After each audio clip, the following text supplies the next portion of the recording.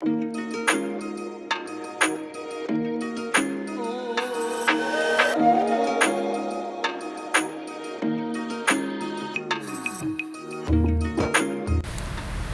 Everybody, कैसे हो आप सब? कैसे चल रही है आप सबकी तैयारी? तो आज है डे 10 हमारी यूपीएससी 2024 की तैयारी का। तो हमने एक चैलेंज लिया था जिसमें हमें 10 दिन के अंदर ज्योग्राफी की 6 से लेकर 12 तक की जितनी भी एनसीईआरटी है उन्हें कंप्लीट करना है।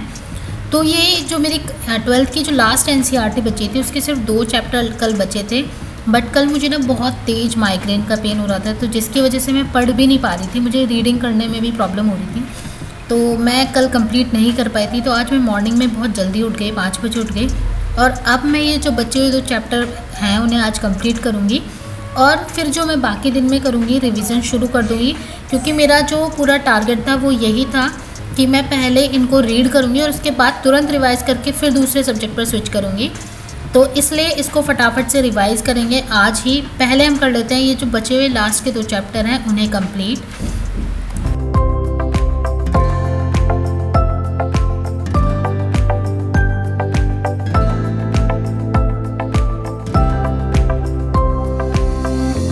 अब प्यारा मौसम हो गया है, दिन तो निकल आया है लेकिन अभी धूप नहीं आई है। भगवान जी प्लीज़ बारिश कर दो। और मेरे दोस्त यहाँ पहुँचे, एक आ गया, दूसरा आ गया, तीसरा आ गया। एंड सुनते हैं मेरी बात की मैं क्या कह रही हूँ। क्या चाहिए भाई? हाँ, ये देखो,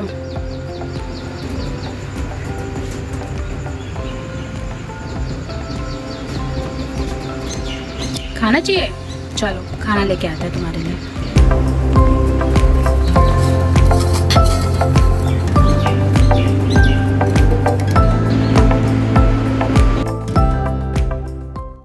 Here my beautiful friends are enjoying their breakfast। यार ये लोग बहुत ही अच्छे हैं, मतलब नेचर ने हमें इतनी सारी चीज़ें दी हैं, हमें उनको रिस्पेक्ट करना चाहिए, उनके साथ एक अच्छे से रिलेशन में रहना चाहिए, बैलेंस रिलेशन में रहना चाहिए। ऐसा नहीं है कि हमारे घर बन गए हैं तो इनके लिए कुछ करना ही नहीं है, हम लोगों ने इनकी जगह छीन के अपने लिए घर बनाया है, तो हमें भी इनका पूरा ध्यान रखना चाहिए।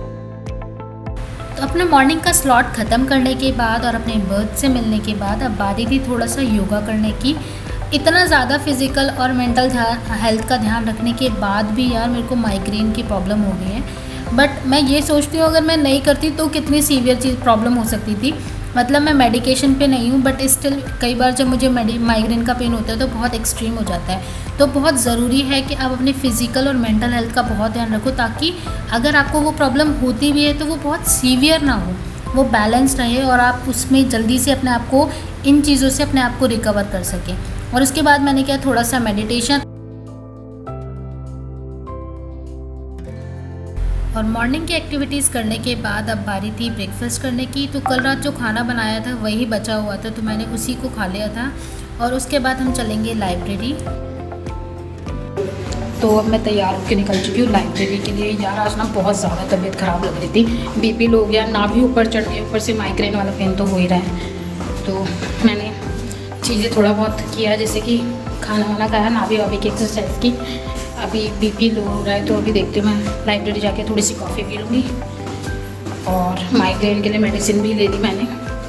अब देखते हैं, मैं घर पे नहीं रुक सकती थी क्योंकि मुझे आज पढ़ाई, मतलब मेरा ये था कि लाइब्रेरी, कल की बहुत अच्छी पढ़ाई है, तो आज मेरे को टारगेट था कि मुझे आज लाइब्रेरी जाके अच्छे से पढ़ाई करनी है, और आज से हम शुरू कर रहे हैं रिविज़न।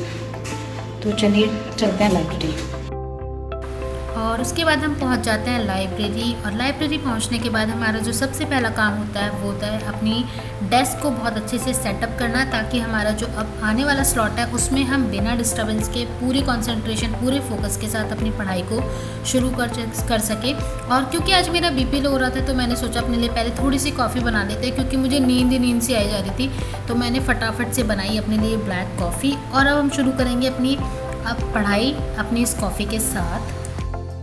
और आज जो सॉफ्ट कॉपी में मैं न्यूज़पेपर पढ़ती थी वो आया नहीं था, तो मैं अपने लाइब्रेरी वाले भैया से लेके आ गई थी ये इंडियन एक्सप्रेस। मुझे इसे पढ़ने में मतलब मज़ा नहीं आ रहा था, बट स्टिल मैंने इसको अच्छे से पढ़ा, जो भी आज की जो इम्पोर्टेंट न्यूज़ थी उनको मैंने निकाला, और इसको पढ़ने के बाद अब हम शुरू करेंगे अपना बाकी का रूटीन।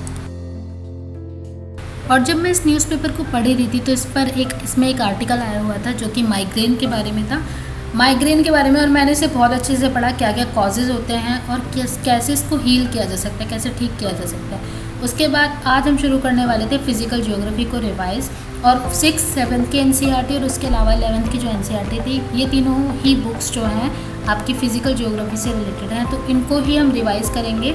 और मेरा टारगेट है कि नेक्स्ट 3 डेज़ में हम पूरी फ़िज़िकल ज्योग्राफी को बहुत अच्छे से रिवाइज़ कर लेंगे। और इस रिवीजन के दौरान हम सिर्फ हाईलाइटेड पोर्शन को ही पढ़ेंगे, पूरी बुक को नहीं पढ़ेंगे क्योंकि ये काफ़ी टाइम लेगी। पर हम फिर भी 3 दिन क्यों दे रहे हैं, ताकि हम इसको अच्छे से रिवाइज़ कर सकें। और जब ये इसका रिवीजन हो जाएगा, इसी बीच में हम करेंगे PYQs को सॉल्व, MCQs को जो प्रीलिम्स के होंगे PYQs उन्हें सॉल्व करेंगे। और उसके अलावा जो भी ज्योग्राफी के मेंस के PYQs होंगे लास्ट 5 ईयर्स के, हम उनको लिखने की कोशिश भी करेंगे। बहुत ज़्यादा ये ज़रूरी है कि आप इनको लिखने की कोशिश करें। हो सकता है कि पहली बारी में, दूसरी बारी में अच्छे से ना लिख पाएँ, बट आपको स्टिल कोशिश करना है। और ये करने के बाद हम चले गए थे लंच करने। और आज बहुत ही हल्का खाना लेके आई थी, मैं लेके आई थी दाल चावल। और जो मैं हाइलाइटर लेके गई थी कुछ दिन पहले, येलो वाला, वो तो ख़त्म ही हो गया था, तो मैंने सोचा कि उसकी इंक ले लेती हूँ। तो इस प्यारे से शॉप पे मैं आ गई थी इंक लेने के लिए। और मुखर्जी नगर में जो एक इंसिडेंट हुआ था, फायर इंसिडेंट, उसकी वजह से जो MCD वाले हैं उन्होंने सारी बिल्डिंग्स के ऊपर से ये जो भी कोचिंग इंस्टीट्यूट के जो बोर्ड लगे होते हैं उनको सबको हटा दिया था।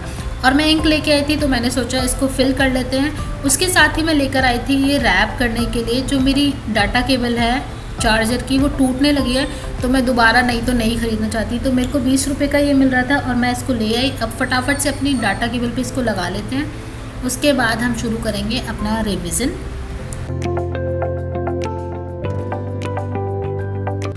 और उसके बाद हमने शुरू की अपनी पढ़ाई, अपना रिवीजन।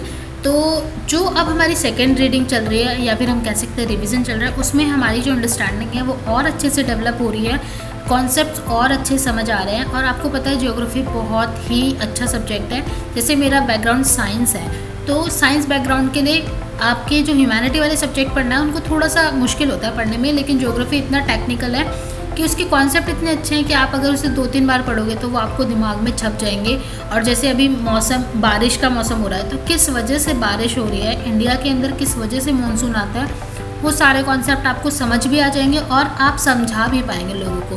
तो इतना प्यारा सब्जेक्ट है ज्योग्राफी। इसी वजह से मैंने ज्योग्राफी को अपना फर्स्ट सब्जेक्ट रखा था इस 2024 की जर्नी में।